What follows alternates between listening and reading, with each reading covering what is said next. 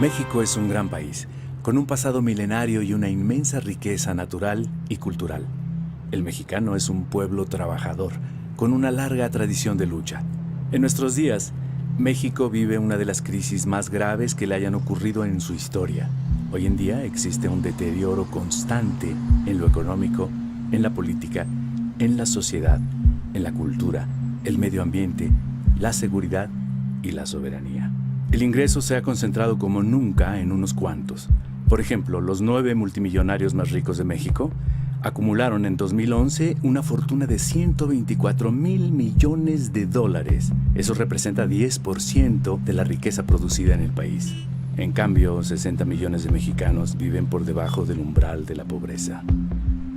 El descontento social y la insatisfacción ciudadana crecen cada día. A México le urge un cambio. Millones de hombres y mujeres trabajan en la transformación del país y para lograr que los ciudadanos se organicen para tomar en sus manos el destino de la nación. Con una historia como la de México, es difícil creer que 30 familias sean más poderosas que 107 millones de mexicanos.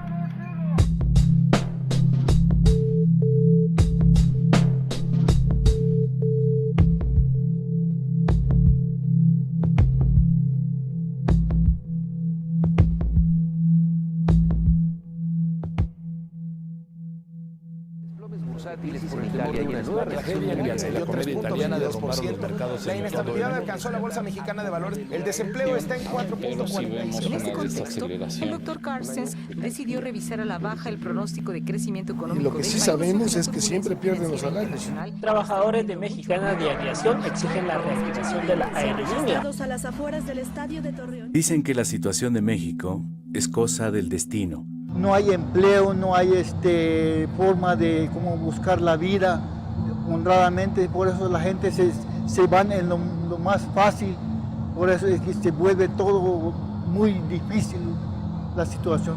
¿Cuáles son las causas del actual desastre nacional? Hay muchas cosas que están mal en México, pero sin embargo todos no decimos nada. Ese es el principal problema, mientras no digamos nada, esto va a seguir igual. En lo que coincidimos casi todos los mexicanos es en el diagnóstico. México está en crisis y cayendo. A mucha gente no le gusta escuchar esto. Piensan que si ignoran lo que pasa, evitarán que les afecte. Pero es importante saber lo que ocurre para poder cambiar nuestra realidad. Ya cada día se tiene que prescindir de un producto para poder comer y cada día eso pues afecta a la salud, afecta también a la población en cuanto a la educación, o sea, un niño que tiene hambre, que va sin comer a la escuela, pues evidentemente no va a rendir lo mismo que un niño que está bien nutrido. Entonces no hay mejoramiento de la vida, cada día el nivel de vida es peor y las condiciones pues como ya lo vieron aquí no, como que no hay esperanza para el futuro.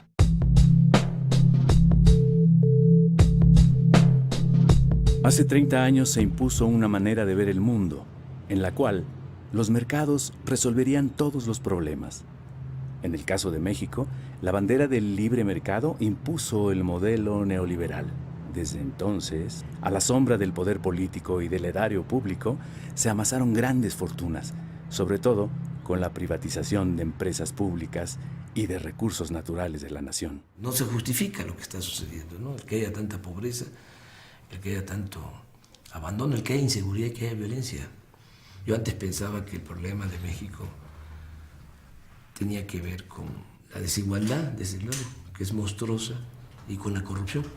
Un problema estructural más profundo que es un orden económico y una clase económicamente dominante dentro de este orden, que son los empresarios, no en general, porque hay empresarios que arriesgan su dinero, que hacen un trabajo productivo, sino a un sector en particular. Esta oligarquía que no solo gobierna, sino que también especula con el monopolio, que especula con la renta, que especula con la depredación del medio ambiente y con la sobreexplotación del trabajador.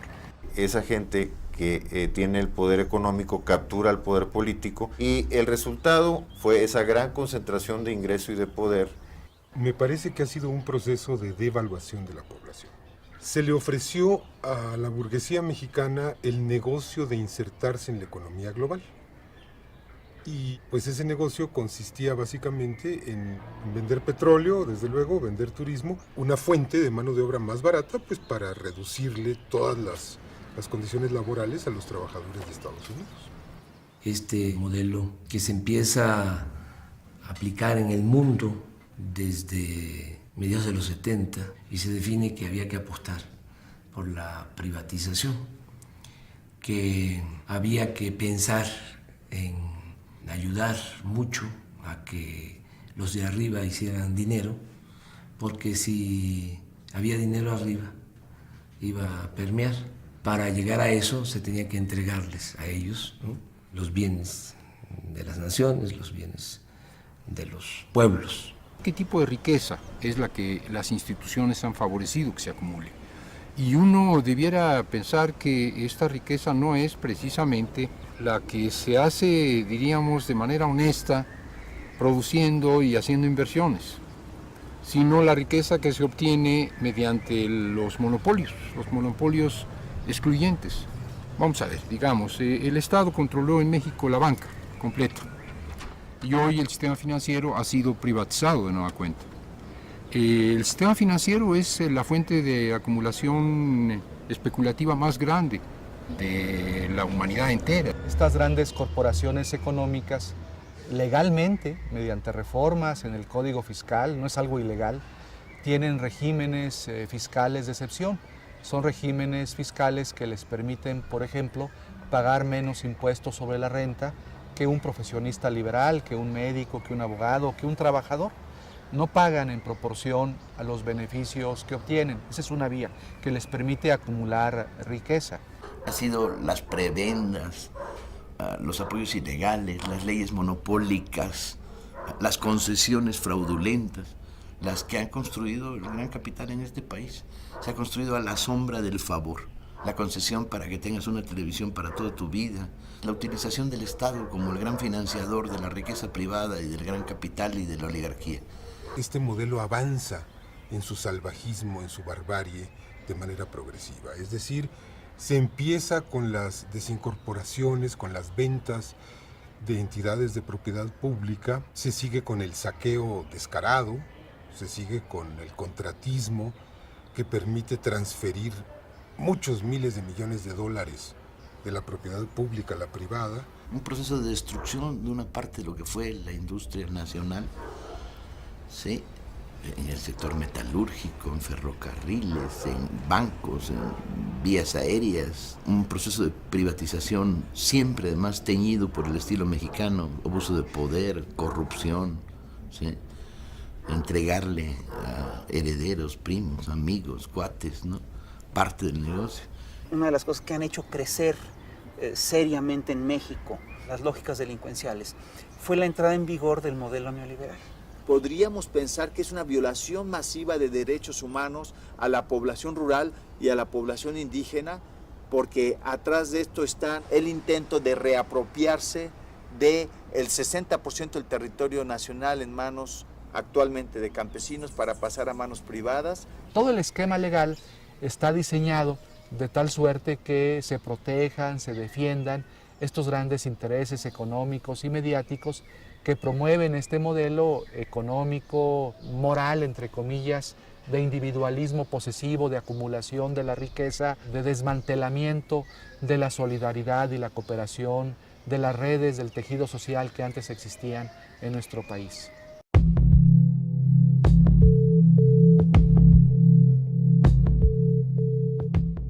Salinas llega a la presidencia, sabemos en qué condiciones, y empieza a modificar las leyes, la Constitución, y empiezan a entregar bienes de la nación, bienes del pueblo, a particulares, nacionales y extranjeros. Salinas impuso la agenda neoliberal, creó un grupo compacto con los beneficiarios del remate de los bienes públicos, quienes le ayudaron, económica y políticamente, a crear un poder transeccional. Vendieron Teléfonos de México, una empresa pública que tenía un gran potencial, que nos dijeron que estaba en quiebra y que resulta que un empresario lo compró por migajas y que utilizando la tecnología de Teléfonos de México de pronto se volvió el hombre más rico del mundo. La gente más cercana a Salinas fue la que se queda con empresas públicas, con bancos, se quedan con las reservas mineras de la nación. El presidente Salinas remató 18 bancos en 13 meses. Junto con su hermano Raúl y Pedro Aspe, secretario de Hacienda, personalmente repartieron empresas y bancos. En solo 5 años, entre 1988 y 1993, fueron vendidas más de 1,000 empresas estatales y unidades industriales. Nosotros privatizamos los bancos, la compañía telefónica, las líneas aéreas, la siderurgia, las minas. Estamos ahora procediendo a privatizar los puertos, los aeropuertos. Salinas dio por terminado el reparto agrario. Promulgó la reforma al artículo 27 constitucional aprobada por el Congreso que legalizó la venta de tierras ejidales y comunales. Modificó la ley minera y desincorporó reservas nacionales. Autorizó concesiones a particulares nacionales y extranjeros para explotar las riquezas mineras de México. Y, por si no fuera suficiente, derogó el impuesto a la extracción. Se llevan todo y no dejan nada. Hay un dato que es revelador de lo que significó este saqueo. En 1988, en la revista Forbes, que es la revista especializada en finanzas, donde aparece la lista de los hombres más ricos del mundo, solo aparecía en esa lista una familia mexicana, los Garzazad. Y al final del sexenio Salinas, la revista Forbes de 1994 da a conocer que ya hay 24 multimillonarios mexicanos que ya están en la lista de los hombres más ricos del mundo. En su conjunto acumulan alrededor de 48,000 millones de dólares. O sea, este es un dato, ¿no? Importante porque refleja con claridad de cuánto fue el traslado de dominio de bienes de la nación, de bienes del pueblo, a particulares.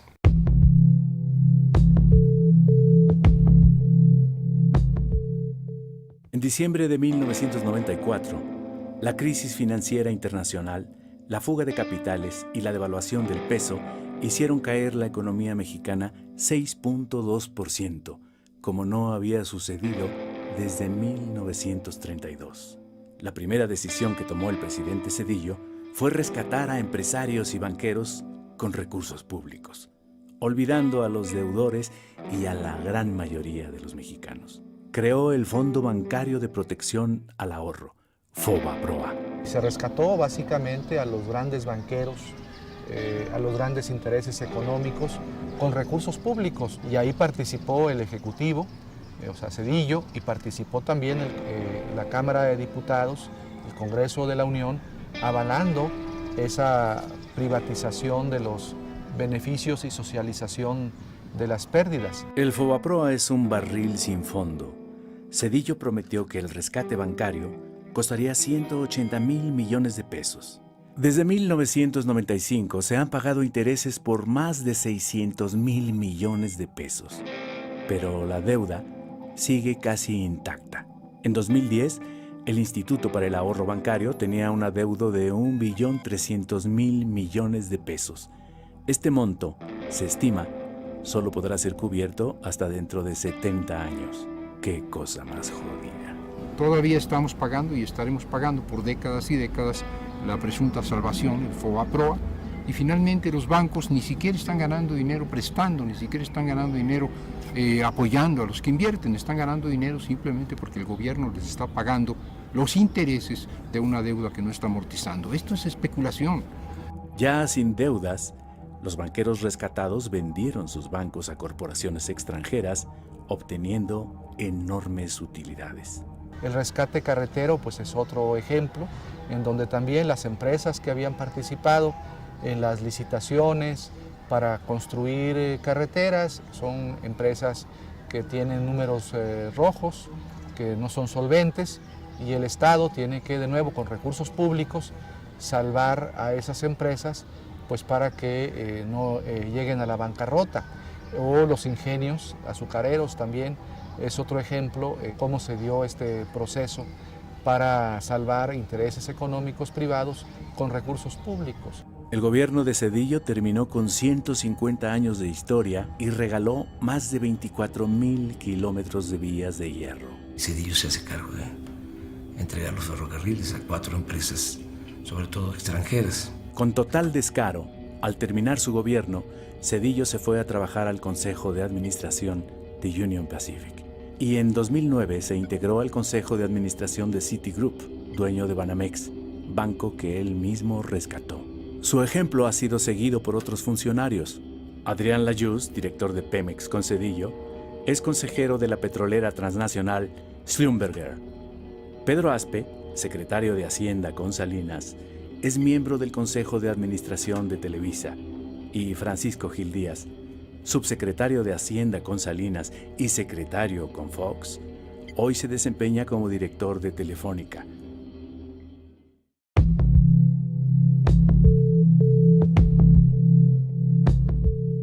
Gracias al empuje democrático de la sociedad mexicana, en el año 2000, el panista Vicente Fox ganó la presidencia de la República y acabó con más de 70 años del régimen priista. Sin embargo, pronto Fox traicionó sus promesas de cambio democrático y de combate a la corrupción.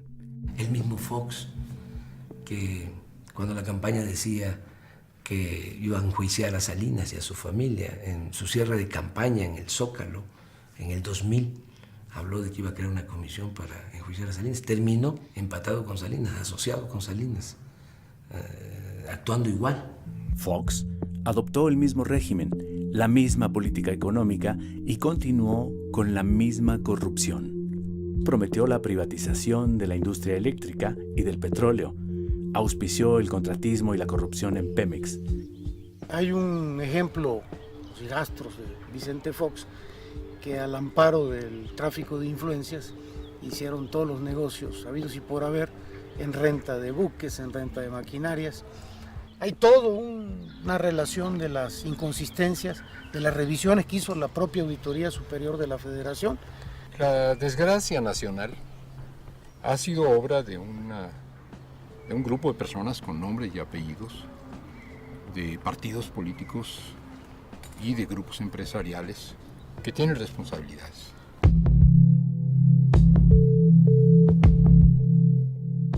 La oligarquía mexicana se hizo tan poderosa que se colocó por encima de las instituciones. Ellos son los que mandan el poder legislativo, en el poder judicial, en el poder ejecutivo, y tienen el control, que es lo que más les apoya para imponerse, de los medios de comunicación. ¿Cómo se hace todo este acuerdo entre empresarios, políticos del PRI, del PAN, para mantener este esquema político, económico, de dominación? Estos empresarios pues pagan las campañas de los políticos afines, y una vez que estos políticos afines llegan a las cámaras del Congreso, a las gobernaturas o a la presidencia de la República, pues esos políticos responden a los intereses de estos empresarios que financiaron las campañas, sobre todo el apoyo de las televisoras. Por lo mismo, pues en México no se garantiza el derecho a la información. Ellos son los que deciden qué informan, qué no informan.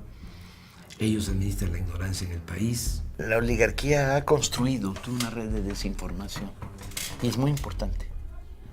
No puedes hacer democracia sin información.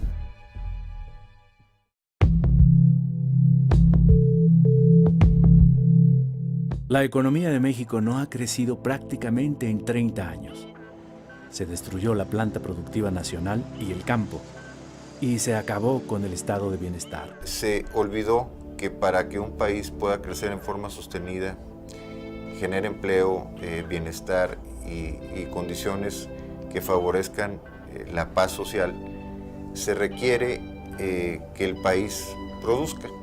El México rural ha quedado en la ruina. Nuestro país ha vivido en los últimos 30 años lo que yo llamo una guerra contra la agricultura campesina, contra los pequeños y medianos productores de nuestro país, para imponer un modelo de dependencia alimentaria, un modelo de alimentación chatarra y un modelo de desigualdad, aumentando la pobreza y la malnutrición de nuestro país. Los tecnócratas redujeron los apoyos a los productores eliminaron aranceles y permisos de importación, también la inversión pública destinada al sector agropecuario. Desmantelando la producción nacional, dándole la espalda a los campesinos mexicanos y generando una liberalización que solamente ha beneficiado a un puñado de grandes corporaciones agroalimentarias mexicanas y transnacionales. Los empresarios pequeños y medianos pues son los olvidados del sistema y sus intereses son sacrificados a los intereses de los grandes empresarios monopólicos que son los que controlan al gobierno. El sector energético nacional dejó de ser prioridad. Nos tardamos muchísimos años, décadas, en construir empresas mexicanas del Estado con una fuerza técnica muy importante, y en los últimos 20 años prácticamente lo han ido desmantelando poco a poco. A pesar de que constitucionalmente está prohibido, se permitió, digamos, entre comillas, la participación privada en la generación eléctrica. La industria petrolera nacional ha sido desmantelada. Todo se concentra en la venta de petróleo crudo al extranjero. México importa más de 40% de la gasolina que consume y 25% del gas que necesita. Eso provoca los altos precios en los energéticos que perjudican a los consumidores y productores.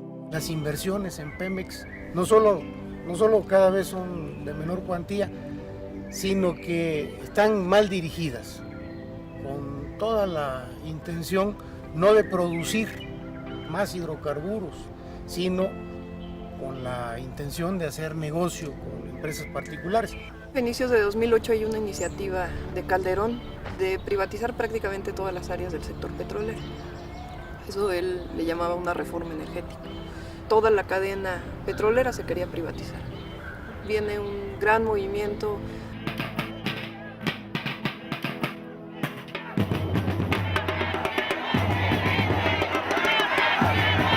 El movimiento en defensa del petróleo ganó el debate sobre la reforma energética y detuvo la privatización de la refinación, el transporte, los ductos y el almacenamiento de petrolíferos.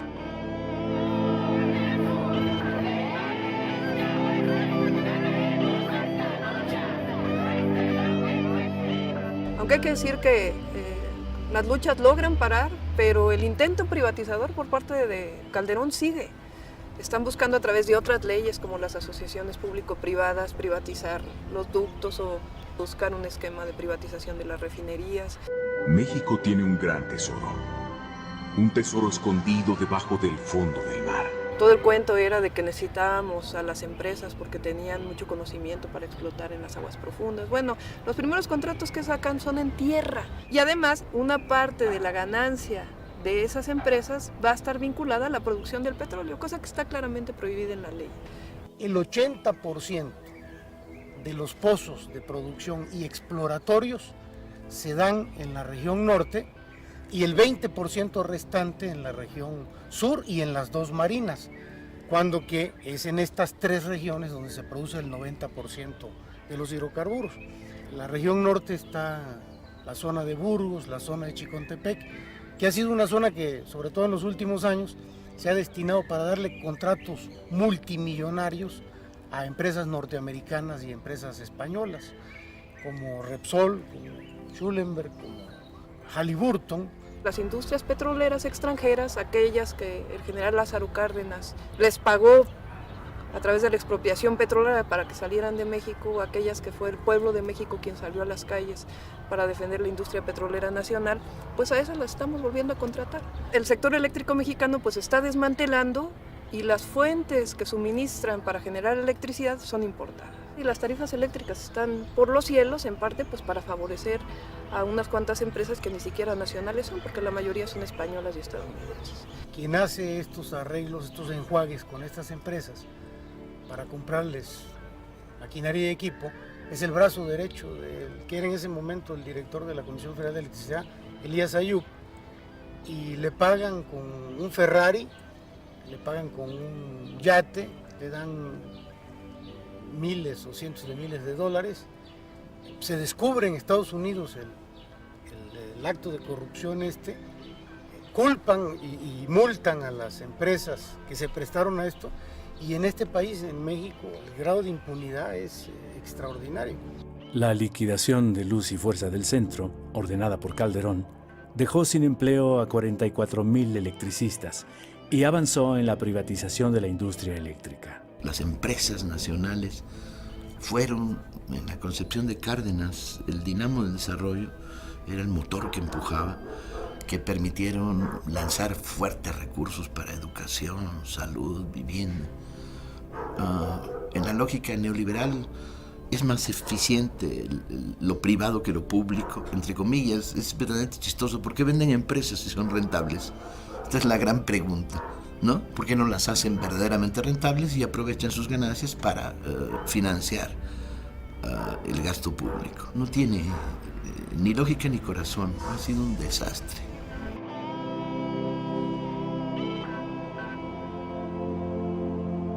El neoliberalismo en México es sinónimo de saqueo, abandono y corrupción. Este proceso explica todos los fenómenos que vienen después. Explica, por ejemplo, las políticas de contención salarial. Explica el retiro gradual pero sostenido y sistemático de prestaciones laborales, de derechos, de servicios, de educación, de salud, de cultura. 7 de cada 10 mexicanos que trabajan ganan menos de 5,000 pesos mensuales, 3 salarios mínimos. Es la tercera parte del salario mínimo en Estados Unidos, que alcanza los 15,000 pesos mensuales. La política neoliberal ha creado una enorme desigualdad económica y social. Como el 80-90% del crecimiento del PIB se ha ido a el 1% de la población. Desde 1983, la migración hacia Estados Unidos creció de forma impresionante. En 2010, 500,000 mexicanos cruzaron la frontera norte buscando un futuro. El desempleo y la falta de oportunidades de educación serían las razones principales por las cuales las corrientes migratorias de México hacia Estados Unidos siguen incontenibles, a pesar de la represión generalizada que se está viviendo actualmente en los Estados Unidos en contra de los mexicanos en particular y de los inmigrantes en general. Cada año 1 millón de jóvenes ingresa al mercado laboral, pero ni 25% logra encontrar un empleo. Más de 20 millones no tiene para pagar la canasta básica, pues el salario ha perdido 80% de su poder de compra. Hace 28 años el salario mínimo alcanzaba para comprar 51 kilos de tortilla o 280 piezas de pan blanco o 12 kilos de frijol bayo. En 2011, con el mínimo, solo se puede adquirir 5 kilos de tortilla o 25 piezas de pan o 3 kilos de frijol. El campo mexicano ha sido desmantelado de muchas maneras, ha sido privado de los recursos públicos en los cuales el fomento de la producción agropecuaria estrictamente con el esfuerzo campesino no se puede lograr. Se han abierto las fronteras a la importación de granos básicos, se ha estimulado únicamente al sector empresarial, que es el que menos lo necesita, se ha desalentado de muchas maneras la agricultura y sin embargo México sigue siendo un país con campesinos. Hoy 70% de las gentes que viven en el campo están en condiciones de pobreza. Los neoliberales redujeron el gasto social, dejaron de invertir en infraestructura, clínicas, hospitales, educación y seguridad social. Se busca que los mexicanos tengamos un nivel educativo que llegue exclusivamente hasta la secundaria. Mano de obra barata, que sirva a los intereses de los grandes países industrializados y que produzca a muy bajo costo. Hay millones de jóvenes que desean estudiar la educación media superior y que no pueden, sencillamente porque no hay espacios. Cuando los del PRI o del PAN, que han estado en el poder, hablan de reformas estructurales, son reformas para beneficiar a los grandes intereses económicos. Por ejemplo, cuando hablan de reforma laboral, ellos quieren una reforma laboral para disminuir los derechos de los trabajadores. Lo que hemos vivido en estos últimos aproximadamente 30 años es un doble despojo. Por un lado, el despojo de lo público y por otro, el despojo de lo social, el despojo de los sectores campesinos y destacadamente el despojo de pueblos indígenas. Un intento sistemático de volver a las condiciones del siglo XIX. Ni siquiera se puede comparar con el saqueo que hubo durante la colonia. porque para empezar eso les llevó 300 años, 3 siglos, y ahora han saqueado en 25 años.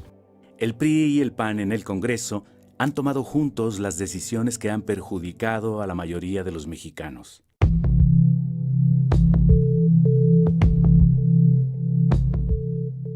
De Salinas a la fecha han concesionado 52 millones de hectáreas. Estamos hablando del 26% del territorio nacional. Ni en la época de Porfirio Díaz las compañías deslindadoras llegaron a quedarse con tanto.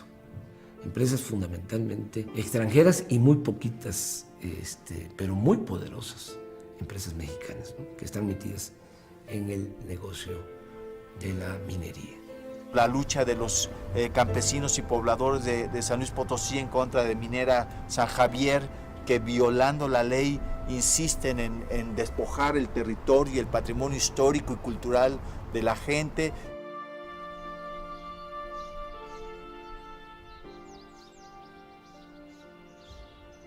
Viene la compañía minera San Javier y venden todos los lotes mineros, venden todas las concesiones, venden las calles, venden la iglesia, venden el pueblo, venden todo lo que representa el pueblo y nos dejan a la deriva.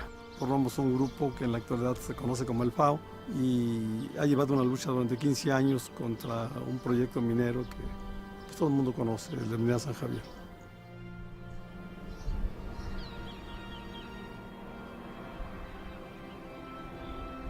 Este tipo de proyectos a tajo cielo abierto y en el que utilizan, en vez de fundir, utilizan un sistema que se conoce como lixiviación a montones, le aplican sustancias químicas, en el caso de aquí es cianuro de sodio, la mezclan con 32 millones de litros de agua, penetra en la roca y extrae los valores metálicos.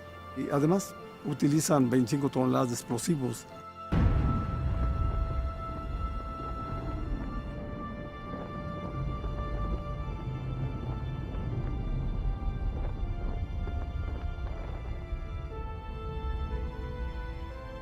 Ahí al fondo estuvo el Cerro de San Pedro, el cerro histórico que aparece en el escudo de armas de la ciudad de San Luis. Ya desapareció ese cerro. Va a quedar un cráter gigante en vez de esas montañas. Hay montañas ahí de materiales sulfurosos. Esos materiales sulfurosos ahí van a quedar para la vida, ¿no? Se convierten en ácido sulfúrico. Cuando llueve, escurren y va a llegar a los acuíferos. Aquí estamos sobre el acuífero, que es el que surte a todo el Valle de San Luis Potosí y los municipios conurbados a San Luis Potosí. Es un acuífero muy grande. Va avanzando y va quemando toda la maleza, acaba con la flora y por supuesto con la fauna. Ya no hay animales, no hay ni moscas, todo se acabó. Lo vemos como una nueva conquista contra nuestro país. Alrededor del 40% con cifras de la Camimex. El país está concesionado y buscan obtener el 70% del territorio nacional. Vemos que es un panorama muy oscuro contra México por lo que representa. No nada más la destrucción ambiental, las cuestiones sociales, sino también todo el consumo de agua de estas empresas mineras. El vital líquido que en este valle que es desértico no lo tenemos, ellos gastan millones de litros al día, alrededor de 32 millones, pero si sumamos todos los proyectos de minas en el país, es lo que en una hora se gasta en lo que todo el país completo. Entonces lo vemos como algo muy, muy preocupante. Para poder instalarse en una comunidad como aquí o como cualquier otra, normalmente van a encontrar resistencia. Entonces tienen que acudir a sistemas pues también socialmente agresivos, ¿no? Se encargan de intimidar, amenazar, de golpear y si es necesario de eliminar físicamente a los opositores a los proyectos. Se han agredido, a mí en lo particular me balacearon de la compañía minera y nos trataron de lincharnos. Lo único que nos dejan realmente es una depredación ambiental, una división social, rompen el tejido social de las comunidades, dividen a las familias, hacen que se enfrenten, que se peleen y enfermedades a posterior. De los riñones, enfermedades renales. Pero como yo, hay muchos también que es lo mismo. Esto ha sido una felonía lo que han hecho con mi pueblo. La tremenda corrupción, la corrupción organizada está de parte de ellos, no de parte de los pobladores. Los jueces federales vendidos, arrastrados, que por cualquier cosa se venden y no se tientan el corazón, no son mexicanos. esa supuesta fiebre del oro no deja una bonanza en nuestras comunidades y en el país. Pero algo que sí hemos notado, y es irónico, que sí dejan, es millones de pesos en corrupción. No es casual que una empresa de este tamaño opere ilegalmente y el gobierno pues haga de la vista gorda, voltee para otro lado y no hay problema, ¿no? Viene desde Ernesto Zedillo, o sea, que están involucrados en este proyecto de minera San Javier, obviamente Vicente Fox y obviamente Calderón. En realidad esto que nos pasó a nosotros y que nos está pasando no tiene comparación. Aquí está San Pedro, donde se inició la primera lucha a nivel nacional contra estas mineras. Pues el ejemplo ya cundió, donde quiera que llega un proyecto de minero aquí en México, en nuestro país, que en la actualidad suman como 750 más o menos, todo largo y ancho del país, pues donde quiera ya hay brotes, porque ya hay la experiencia de muchas partes de los graves daños y impactos graves a la población que causan. Hay concesiones que son otorgadas por el gobierno federal, principalmente para explotaciones mineras, para construcciones de presas, para construcciones de grandes vías de comunicación, pero la gente no está siendo consultada. Ahí se está violando la libre determinación de los pueblos indígenas. Tenemos un problema muy fuerte con una empresa minera. Esta empresa minera estuvo explotando los recursos del subsuelo de la comunidad de Capilapa de Méndez durante 225 años. La empresa minera venía por abajo de la comunidad y usan dinamita, cartuchos, explosivos y toda el agua que hay en la superficie se va para abajo. Y hasta la fecha llevamos 14 veneros ya perdidos por completo, no hay agua. Lógicamente que la minera ha buscado estrategias para que se dividan los pueblos de la Sierra Juárez. Entonces la gente ya decidió decir no a la minería. Tenemos ya hasta el momento ya notificados en la Secretaría de Economía y la Secretaría de Minas, pues ya 34,000 hectáreas concesionadas entre lo que es Ejutla de Crespo y Ocotlán de Morelos, ¿no? Todo está gobernado, manipulado y diseñado desde los asesores de la empresa minera Cuscatlán. San José Preso como municipio ha venido gestionando la posibilidad de poder tener una concesión para explorar y explotar un pozo profundo para el agua potable de la comunidad, la cual siempre ha sido negada bajo el argumento de que en la zona de valles centrales de Ocotlán no hay suficiente agua para poder hacer ese tipo de obras, ¿no? Sin embargo, a la empresa minera sí se le dan 5 concesiones para explotar pozos profundos en la zona. El gobierno federal ha concesionado hasta el 2058 las minas, ¿no? Sin tomar en cuenta a las autoridades de los pueblos, ¿no? Países como Canadá muy enriquecidos a costa de la pobreza de nuestros pueblos, a costa de nuestras vidas. A ellos no les interesa nuestras vidas, a ellos les interesa nada más el oro. El rechazo de millones de jóvenes, de millones de personas a la falta de oportunidades que ha generado el modelo neoliberal, que deja a millones de seres humanos sin empleo, sin oportunidades de educación, sin oportunidades de salud, los deja sin esperanza. El pueblo de México ha peleado y sigue peleando cotidianamente porque no le arranquen o no le acaben de arrancar los derechos, los espacios, los recursos por los cuales ha dado su vida, su trabajo y en algunas épocas han hecho revoluciones. México es un país que genera continua resistencia. Los ciudadanos no se callan, actúan bajo la forma de luchas constantes, por todos lados, ¿sí? Luchas de resistencia. Y luego se expresó de una manera muy potente en 3 momentos. Se expresó en la insurrección electoral cardenista, se expresó en el alzamiento zapatista y se expresó en el movimiento López Obradorista. Han sido los 3 grandes momentos donde se produjo conjunciones de fuerzas, ¿no? Que estaban disidentes, peleando, resistiendo, pero que se encontraron.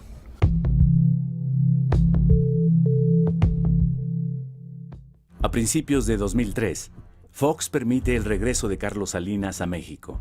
Este reagrupa a empresarios, políticos y comunicadores que le debían favores.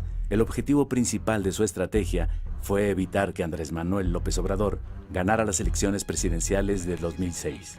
Las cúpulas empresariales financiaron la guerra sucia y la campaña de miedo contra López Obrador y el fraude electoral. Apostarle a algo distinto es retroceder. Defendamos lo que hemos logrado. Consejo Coordinador Empresarial.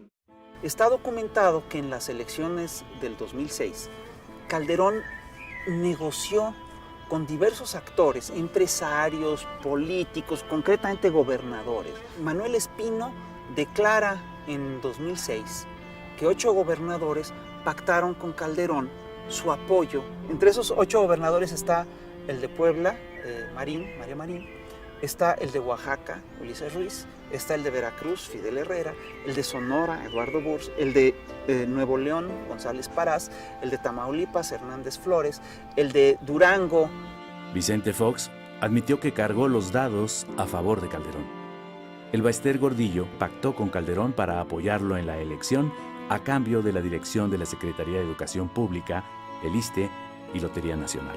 Sí acordé con el presidente Calderón, sí lo hicimos de manera responsable y democrática, aceptando nuestras diferencias. El fraude electoral de 2006 se orquestó para evitar un verdadero cambio político y económico en México. Las elecciones de 2006 no fueron certeras, no fueron libres, no fueron transparentes, no fueron creíbles, porque hubo una distorsión de la voluntad popular que se expresó de muchas maneras, no solo en la manipulación de los sufragios, sino desde mucho antes con la abierta participación del Ejecutivo Federal en la conformación de la candidatura de Felipe Calderón. La negativa de Calderón al voto por voto, casilla por casilla, amparándose en la corrupta estructura del IFE, dominada por el Baester Gordillo, otra de las figuras negras en la historia de este país, daba cuenta de que algo, que era cierto, que no habían ganado. Yo soy de los que están plenamente convencidos de que Calderón no ganó las elecciones, de que las ganó López Obrador. La resistencia era obligada, decir, no, espérame, te vas a robar las elecciones, nos vas a quitar a los mexicanos el derecho a decidir. Creo que fue un gran momento para muchos y que consolidó una forma de disidencia y que fue sano y que expresó el sentir de... Pero también creo que no acumulamos las suficientes fuerzas para detener el fraude. 2006 demostró que se requerían algunas cosas más. Una de ellas, por supuesto, es un nivel mínimo de organización social, organización popular, y un nivel también de conciencia más clara de cuáles son los grandes problemas nacionales.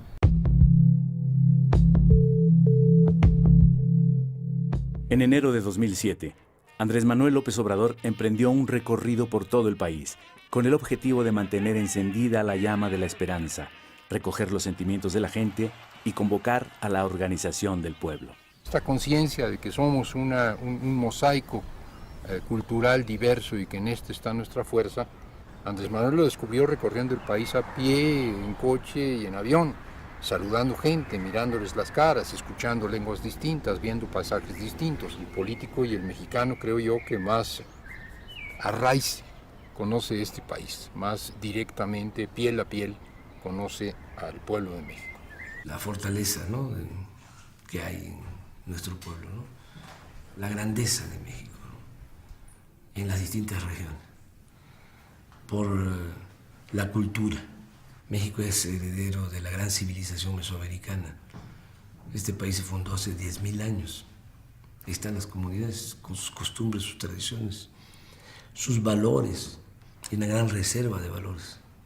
Por ejemplo, en el asunto de la inseguridad y de la violencia, hay menos inseguridad y violencia en donde se mantienen las tradiciones, las costumbres, la organización social tradicional. En comunidades indígenas, la inseguridad y la violencia se da más en donde hay descomposición social, en donde se rompió el tejido social, en donde no hay vida comunitaria, en donde hay pérdida de valores. Lo he constatado en mis recorridos, ¿no? La gente extraordinaria, gente buena, con, insisto, muchos valores, que lamentablemente se han ido perdiendo y que hay que fortalecerlos, que hay que consolidar, que es parte de nuestra propuesta. En 5 años, López Obrador ha visitado varias veces todas las regiones del país. Como nadie, conoce cada pueblo y a su gente. De primera mano, sabe de la situación económica, social y política. Luego, pues ve uno cuántas riquezas hay en el país. Hay petróleo, me molesta mucho, ¿no?, cada vez que voy a la zona petrolera, ¿no? Una explotación irracional. Me da coraje porque nos estamos derrochando con la herencia de las nuevas generaciones. O sea, nosotros estamos quedando con la herencia de nuestros hijos y nuestros nietos, porque el petróleo es un bien no renovable y esta generación se lo está acabando, estamos agotando. Pero hay todavía, y hay gas, litorales, y bosques, y selvas, y agua, buenas tierras para la producción agropecuaria. En el norte, minas de oro, de plata, de cobre.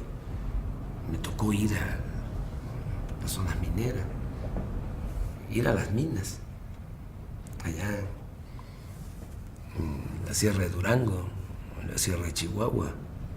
El trato que tienen los extranjeros en las minas es especial.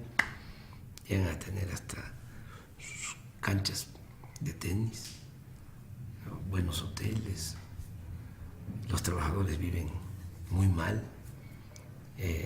Todo lo que es el entorno de una mina es destrucción, pueblos abandonados, caminos de terracería. No pagan los canadienses a los obreros mineros mexicanos lo que se paga en Canadá. Tampoco se cuida el medio ambiente como se cuida en Canadá. Entonces todo eso lo vi, lo constato. Me duele mucho todo lo que tiene que ver con la pobreza.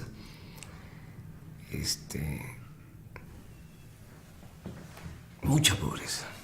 Eso no hablamos mejor, pero es muy doloroso, ¿no? Porque hay mucha gente que no tiene ni para comer.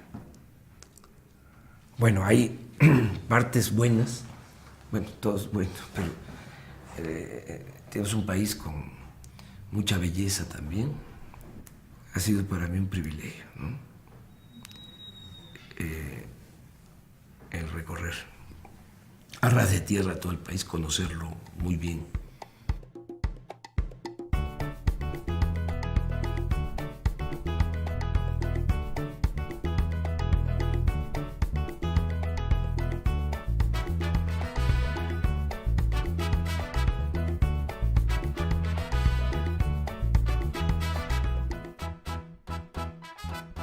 Entre julio y noviembre de 2009, López Obrador visitó los 418 municipios indígenas de usos y costumbres del estado de Oaxaca y viajó por sus 8 regiones: la Mixteca, la Cañada, el Papaloapan, la Sierra Norte, la Sierra Sur, la Costa, el Istmo y los valles centrales.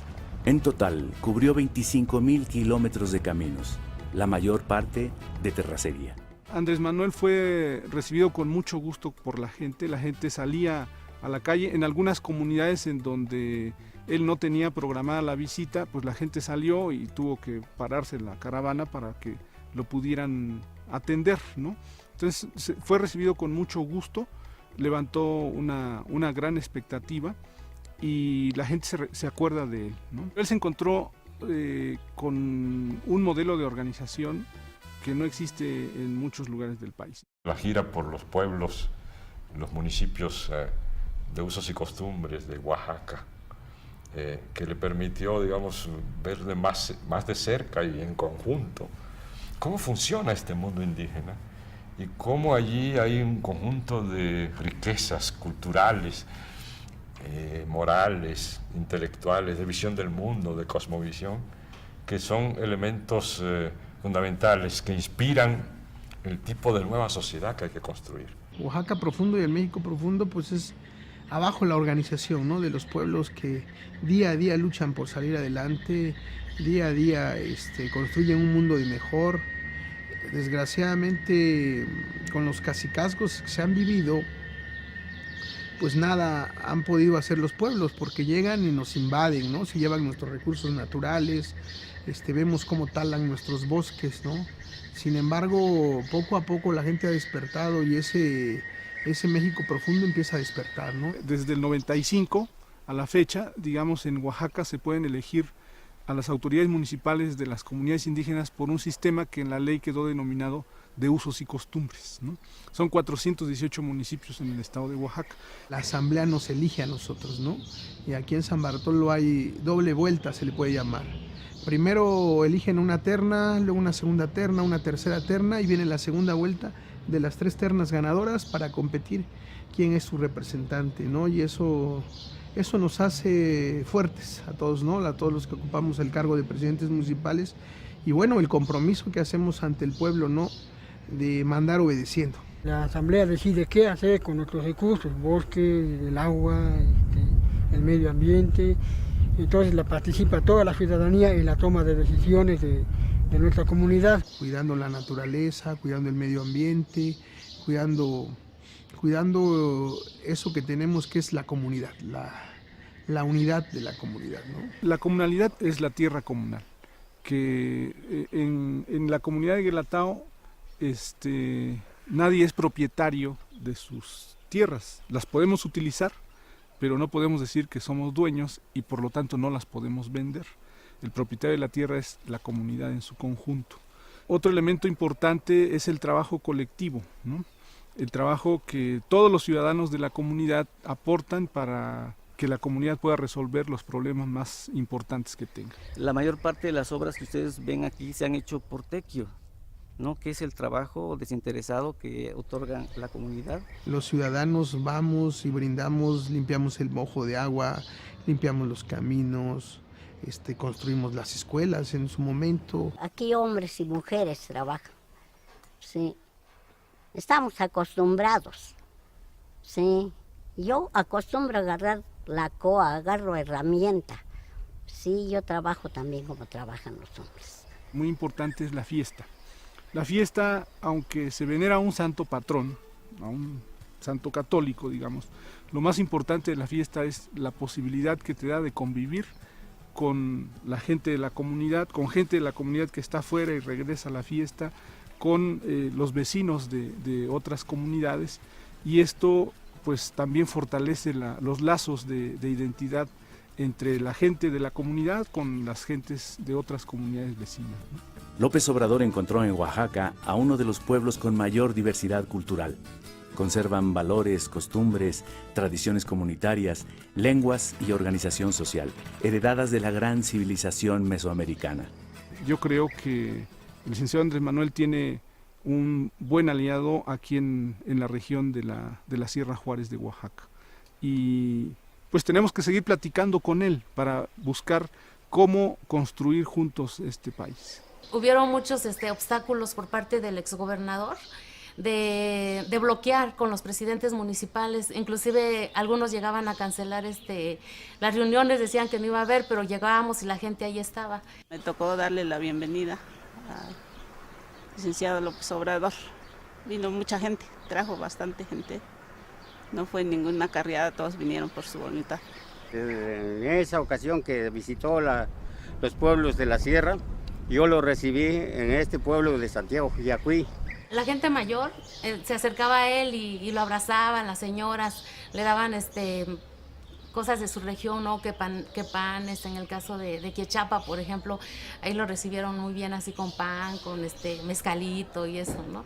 Y así en todas las regiones era ese trato. Andrés Manuel convive con el pueblo, comparte con el pueblo el pan y la sal, lo vimos en los recorridos, no solamente por este municipio, estuvo más de 2 horas en este municipio, escuchó a la gente, preguntó qué pensaban del país y se comprometió también, ¿no? Él dice, yo no vengo a prometer, sino vengo a comprometerme, ¿no? Y el pueblo lo siente como uno más de ellos, ¿no? Y es comprometido con la gente.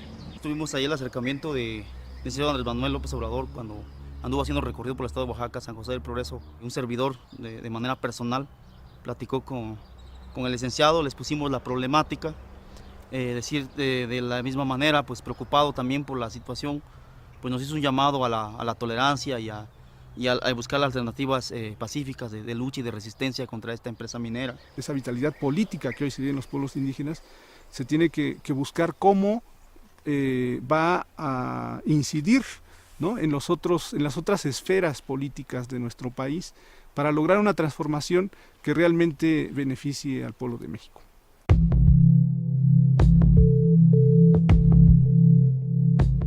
Si no hay un cambio de régimen, no vamos a encontrar la salida, ni como pueblo ni como nación. De eso estoy convencido. O sea, si no hay un cambio verdadero, si no hay reformas en todos los órdenes de la vida pública, en lo económico, lo político, lo social, si no se fortalecen valores espirituales, morales, culturales, no hay salida. Al contrario, cada día va a estar peor la situación.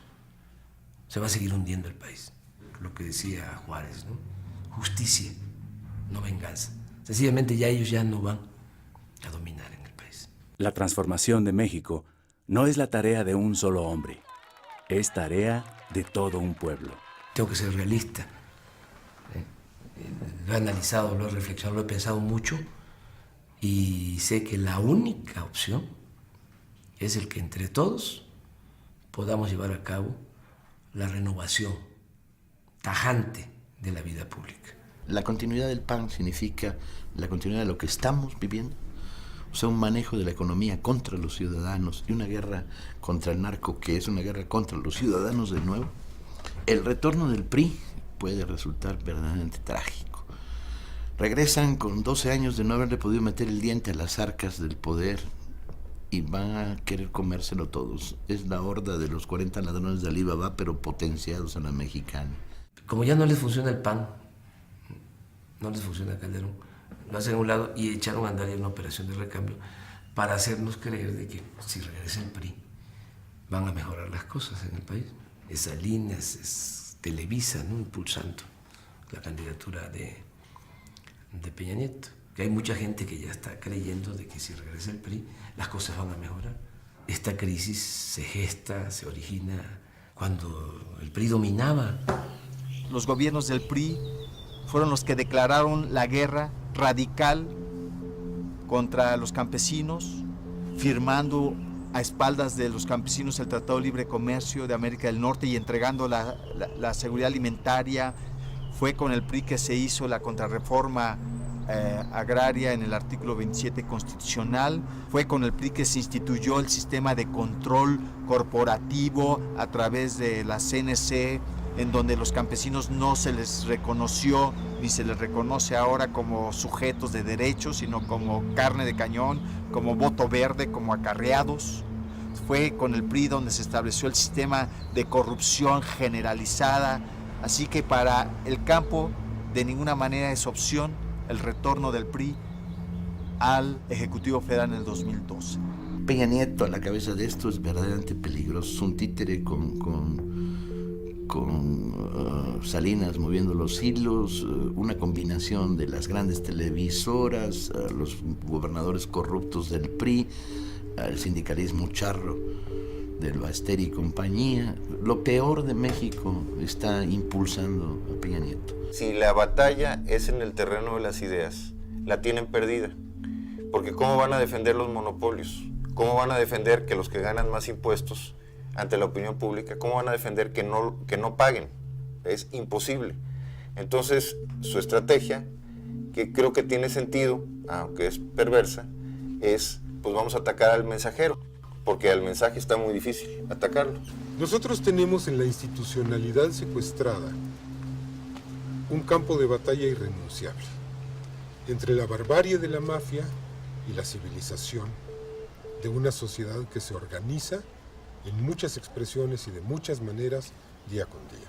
Es importante seguir insistiendo en esta vía pacífica de cambio, de transformación, aunque sabemos que las instituciones electorales están cooptadas también por los intereses económicos y estos intereses del modelo neoliberal. Sabemos cómo actúa el IFE y el Tribunal Electoral y a quién responden estos consejeros y esos magistrados. A pesar de ello, pues la vía más adecuada es la vía pacífica. Es muy importante crear una cultura de la información por abajo y paralela, y ya no de contrainformación, sino de información, y volverlos a ellos la contrainformación. Ese trabajo es fundamental para la transformación del país. Hacer conciencia, que el pueblo tenga todos los elementos, que la gente tenga toda la información y pueda ser dueño y constructor de su propio destino. Es decir, cuando la gente internaliza de que hay opresores, ¿no?, y que debido a eso el pueblo no puede salir adelante como está sucediendo en el país, y sabe de que si se participa y si hay unidad de todos los que están en igualdad de circunstancias, es decir, todos los oprimidos, pues entonces se logra la liberación. Necesitamos cambiar el país, necesitamos proponernos objetivos grandes. No hay mexicano pequeño para los grandes objetivos que tenemos. Y estos objetivos vamos a hacerlos entre todos. Necesitamos organizarnos, por supuesto, para buscar, para exigir que cambie esta política de seguridad pública que ha implementado Calderón. Es una política genocida. Necesitamos reconstruir la economía con nuestras formas de trabajo y de organización. Necesitamos reconstruir la confianza de unos con otros a través de restablecer los lazos solidarios. Yo creo que la mayor tarea en el cambio es que el cambio lo tenemos que hacer nosotros. En las circunstancias que se va a presentar en el 2012, lo que significa la elección presidencial, presentan condiciones muy favorables, que ahí logremos, ¿no?, el cambio, el inicio de la transformación de México, ¿no?, que se le gane en buena lid en el terreno pacífico a la mafia del poder. Morena se está organizando no solamente para el 2002, nos estamos organizando para transformar el país independientemente de lo que ocurra en el 2012. En Morena participamos de todas las clases sociales, de todas las corrientes del pensamiento, de todas las religiones, libres pensadores. Es un movimiento amplio, plural. Participan indígenas de todas las etnias, campesinos, pescadores, cooperativistas, obreros, trabajadores independientes. Participan maestros, estudiantes, profesionistas, integrantes de clases medias. Participan artesanos, artistas, intelectuales, comerciantes, empresarios, mujeres y hombres de buena voluntad. Yo tengo mucha confianza de que con Morena vamos a poder salvar al país, salvar a México. Cuando se promueve una iniciativa de organización como Morena, no te encuentras con individuos, te encuentras con familias, te encuentras con barrios, te encuentras con pueblos, te encuentras con ejidos, te encuentras con escuelas. Hay que hacer de esta organización una organización capaz de no solo preservar la colonia, el barrio, el pueblo, la fábrica, la escuela, sino de cambiar al país. Y esto es un movimiento mayor. Una aportación extraordinariamente importante de López Obrador es el descubrir cuál es la palanca pues para el cambio. Es una reserva moral, es una capacidad de confiar en nosotros mismos, de apoyarnos en nuestra propia historia, en nuestra propia experiencia, en nuestra propia identidad. Lo que no hagamos por nosotros y desde nuestras raíces no lo hará nadie, no hay recetas y en última instancia es nuestra historia la que nos puede inspirar. Creo que Andrés, a través del trabajo de construir a lo largo y ancho del país, Morena le ha dado forma a las necesidades de millones de mexicanos de mantenerse vivos, activos, en acción y en disidencia. Gente decente, honesta y luchadora. Y me parece muy positivo el fenómeno. Nosotros lo vemos día a día, cómo la gente se manifiesta ya a favor del Movimiento de Regeneración Nacional. Cada vez se suman más, y no solo gente de abajo, la gente del pueblo, los trabajadores, los obreros, los campesinos, sino que cada vez estamos observando clases medias, estamos observando empresarios y que están dispuestos a apoyar. Andrés Manuel López Obrador se ha reunido con más de 1000 empresarios, principalmente pequeños y medianos. Los empresarios salen en shock positivo sobre la personalidad de Andrés Manuel, un agente de Estado, un agente que contesta sus preguntas con razonamientos muy sólidos. El cambio en México tiene que contar con la fuerza de todos los mexicanos, y nosotros en los Estados Unidos haremos lo que esté de nuestra parte para contribuir dentro de nuestras posibilidades. Queremos cultura para todos, educación para todos, trabajo para todos, para todas, pero lo queremos organizado de una manera distinta, con instituciones muy poderosas, pero fincadas en la capacidad de decisión que tiene el pueblo de México sobre cada uno de los aspectos de su vida. Andrés Manuel López Obrador es un dirigente muy singular, porque creo que es un dirigente que se ha propuesto no concentrar el poder en sus manos, sino crear una concentración de poder en la sociedad. No se plantea la toma del poder por una persona, ni se plantea el ejercicio de la presidencia como un fin en sí, sino como un medio para transformar al país. Considero que hace falta establecer en México una verdadera democracia, cortar de tajo el saqueo, la corrupción, que haya patria para todos los mexicanos, patria para los humillados, patria para el pobre, que haya un gobierno del pueblo, para el pueblo, que distribuya con justicia las riquezas de la nación y que mejore las condiciones de vida, las condiciones de trabajo, que se recupere la tranquilidad y la felicidad de nuestro pueblo. México no puede ser país de unos cuantos. México es de todos. Es uno de los países con más recursos naturales del mundo y con mucha fuerza cultural. Y que sí es posible sacar adelante a México.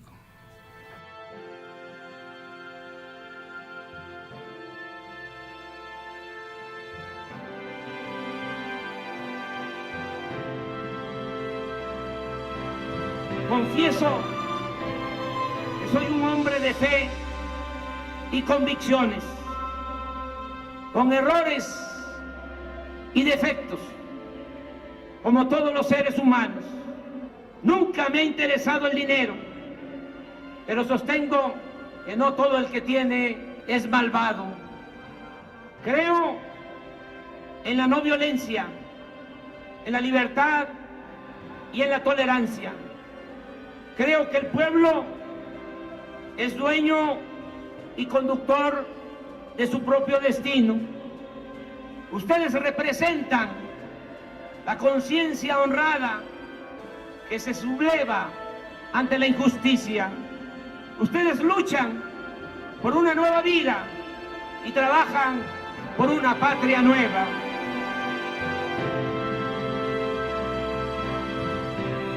Si los mexicanos queremos, México cambiará y tendremos un país para todos.